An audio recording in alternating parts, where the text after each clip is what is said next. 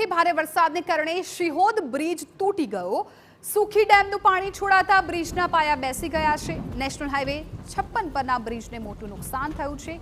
ગત વર્ષે પણ આ બ્રિજ ક્ષતિગ્રસ્ત થયો હતો। રાહદારીઓ માટે બનાવવામાં આવેલું ડાયવર્ઝન પણ ધોવાઈ ગયું છે। 2.39 કરોડના ખર્ચે બનાવેલા ડાયવર્ઝન ધોવાતા લોકોને હાલાકી પડી છે। છોટાઉદેપુર કલેક્ટર અને પોલીસ અધિક્ષકે ડેમેજ બ્રિજ પર તેઓ પહોંચ્યા હતા અને બ્રિજની મુલાકાત લીધી હતી। તો સુખી ડેમનું પાણી છોડાતા બ્રિજ પર અસર પહોંચી છે।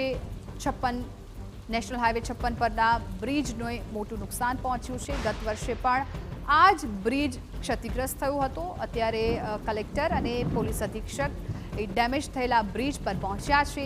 પરિસ્થિતિની તેમણે સમીક્ષા કરી છે। સુખી ડેમનું પાણી છોડાતા બ્રિજના પાયા બેસી ગયા છે, જેને કારણે અત્યારે લોકોને પણ હાલાકીનો સામનો કરવો પડી રહ્યો છે। અત્યારે કલેક્ટર હોય કે પોલીસ અધિક્ષક હોય, તમામ લોકો ત્યાં પહોંચી ગયા છે। અવર જવર કરવાનો જે રસ્તો છે બંધ થઈ ગયો છે બ્રિજ તૂટી જતા।